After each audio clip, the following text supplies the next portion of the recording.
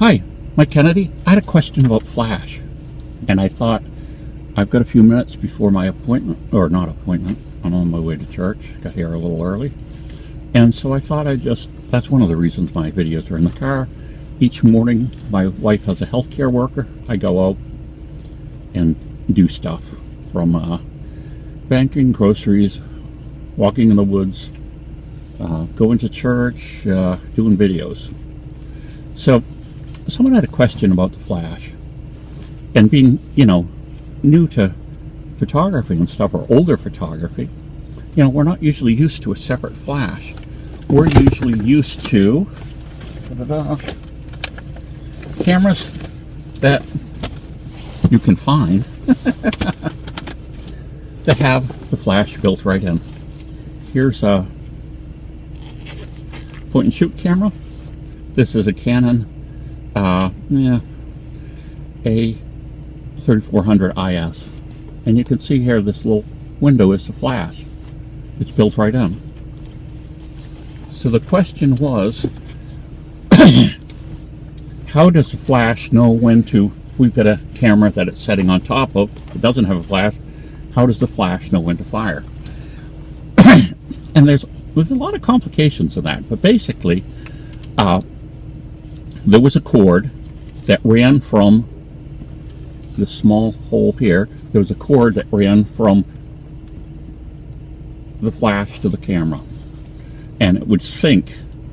That means it would tell the Flash to fire at a very specific time. Okay, as cameras and flashes progressed, they got rid of the cord and they started building all the contacts into the shoe.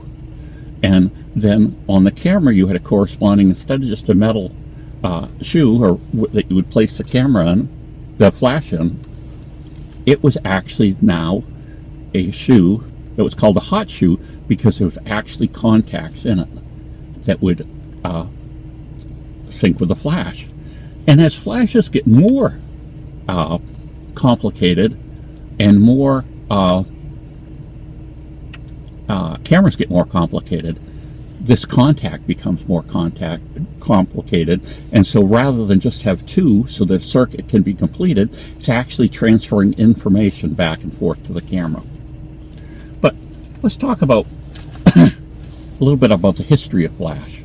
Okay, at one time, of course, cameras, there were no Flash, and this was mentioned on a show. And I've got to say, I've seen some conflicts on this as I did a little bit of research for it. But I'm just going to mention this particular show, the invention of flash powder. And I think probably flash powder it could have been invented by several different people at different times. It's kind of funny in the modern age, we talk about someone inventing something, and normally when we say that, we're crediting the first person who made it public, or understood what they had, okay, and or patented it. Okay, so this show, you heard me, if you listen to some of my videos, talk about the Victoria era shows that were on the BBC that I watched on the internet, and one of them, called Victoria House, chronicled the plight of really poor people. And so as photographers became interested in showing the plight of the poor, they couldn't take pictures indoors because it was too dark, and so someone invented flash powder. So then they actually hold this tray of explosive powder, they open the shutter on their camera, they light this, there's a fuse, they light that, and boom, that explodes in a big flash of light, providing the light for the photograph. And back then, they had to work with a lot less accuracy, so negatives could be very overexposed or underexposed or whatever, but they had to go with what they could do, and they could refine the amount of powder they had, and then the setting on the lens, the f-stop, that would open or close to a certain degree would govern how much light actually got onto the subject, and then of course came into the camera. So then we have the invention of the flash bulb. Now the flash bulb originally looked pretty much like a regular light bulb, if you even remember what they look like now that we have so many other different types of bulbs. And what was in the bulb was this mass of wire. And what would happen, we talked about the camera having a sync cord. This flash would have batteries in it that were sufficient to ignite this wire and cause this huge flash of light. In the process, it would have a battery, but it wouldn't be connected. Those two would run to the camera, go in that sync port, and something in the camera would tell it when to fire. And it's interesting to note that the first flash bulbs were very dangerous. They got extremely hot, they could shatter, and this glass could actually go and hit the person you were photographing and burn them. So the early flash bulbs were very dangerous. And then they started coating them. So then they gave them this coating that would prevent the flash bulb from falling all apart. And then better types of glass or composite materials or whatever were made. But so basically, we have this wire that is being ignited. Of course, it's a single-use thing. You take out the flash bulb, or a lot of things had an ejector because you wouldn't want to touch the thing because it's way too hot. And that was how photography was done for a really long time. And most cameras that are of any age have a contact on them. They generally have two contacts. Well, the earlier ones had no contacts, and they had the flash bulb type contact. But then newer cameras started having two contacts, an X contact and a bulb contact. And so the X contact would go to an electronic flash. Now, what's dramatically different about an electronic flash is, well, it doesn't explode, and the part that actually flashes is usable for, thousands and thousands of times. And what we've got here is a glass tube filled with xenon gas. And if you put a sufficient amount of electricity through the xenon gas, high enough voltage, it will actually excite the xenon molecules. And what do I mean by excite? It changes the position of the electrons in the atom, and when that happens, light is emitted. So you get this huge burst of light. Now, this is very fast and convenient, but it doesn't have anywhere near as much light as the flash bulbs did. And you would find, and you may still find, that people that do some cave photography work and stuff like that may actually still prefer flash bulbs because they just have this huge amount of light. So now, we talked about the idea that we had a cord running to the camera, to the X sync, or we have the hot shoe. You can see one metal contact here, and there's another metal contact in here. There becomes a problem with this initially that has to be set up because shutters take a long time to work, and this electronic flash was really quick. I mean, it could be as 1/30,000th of a second, the flash. That could be the total length of the flash time, or it could be 1,000th of a second. But anyway, you can see that if it's taking time for the shutter to open and close, it could be a problem when this went off because you'd miss when the shutter was completely open. So there are two basic types of shutters. We have the focal plane shutter, and we have the leaf shutter. And we're going to mention the leaf shutter first. This was a shutter that was built right into the lens, and it had these leaves that would close.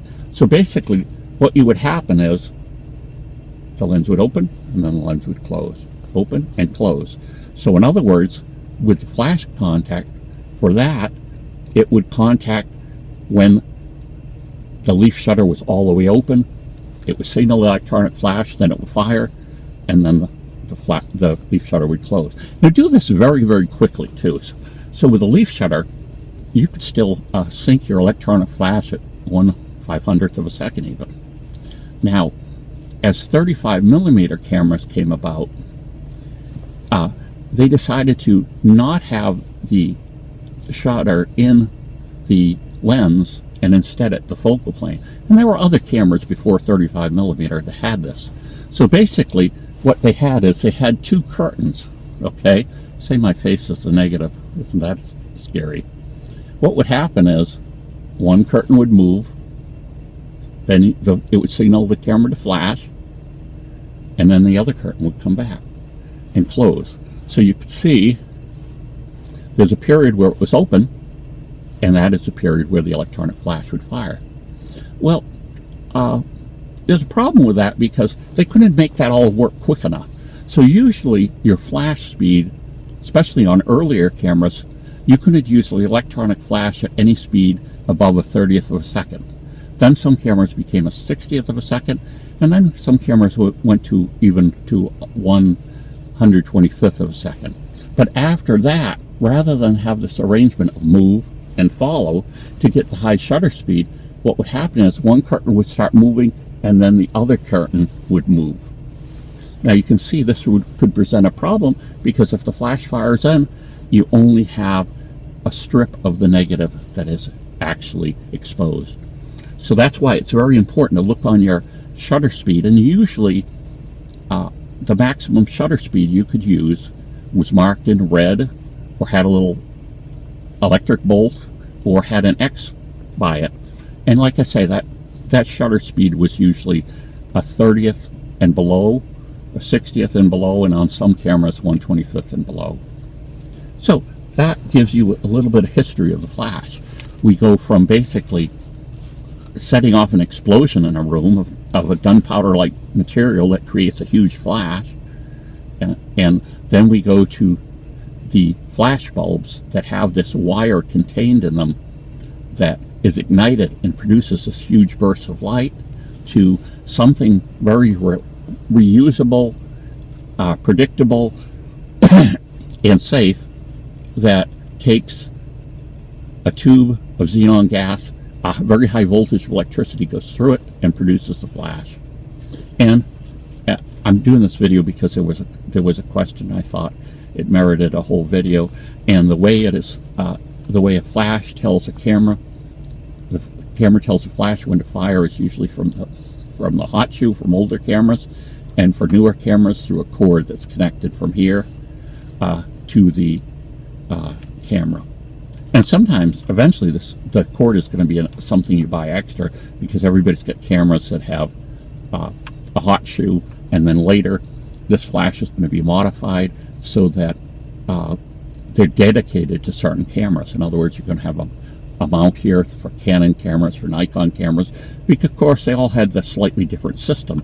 So once these flashes became smarter, in other words, you can see this flash has an electronic eye. They eventually made some cameras so they actually measured the flash hitting the film of the camera. So this electric eye wasn't used at all. It used the sensors for light that were actually built into the camera. And two, sometimes, I'll just mention this as the last thing, sometimes you would have multiple flashes, okay? And because this whole thing works so quickly, you could set this on another device with a electric type of photocell on it, and it would sense when another flash went off, and it would light. So you could have an arrangement of multiple flashes on a subject, and just one sync to the camera, and you fire that camera, and all those other flashes would fire it too. And it was so quick that you wouldn't have noticed that maybe these other flashes were, you know, 1,000th of a second later than the first flash. So there you go. The history of electronic flash. Now we don't even think of it. Many of our, sometimes our cell phones have a built-in flash. Sometimes they have a light. And most cameras now have a built-in flash. But here's a point too. I already said my last thing, but here's the last thing, is that the closer that you had the flash to the lens, the more red eye you would get. So eventually they started, you know, photographers would have their camera on a grip, like I did when I did wedding photographs with a 35 millimeter camera or a 120 camera, and you would mount the flash away from the camera. That you definitely needed a cord for. But the idea then is you didn't get this red eye. And red eye was caused by the fact that the flash was hitting the person, the retinas in their eyes, and bouncing right back to the camera, and they would have these big red blobs in their eyes, which most people didn't like. So you got rid of that by moving the flash away from the camera. Mike Kennedy, that's the history of flash and why we have flash sync cords, why they're different than the syncing mechanism for flash bulbs, and all in all, a very bright idea.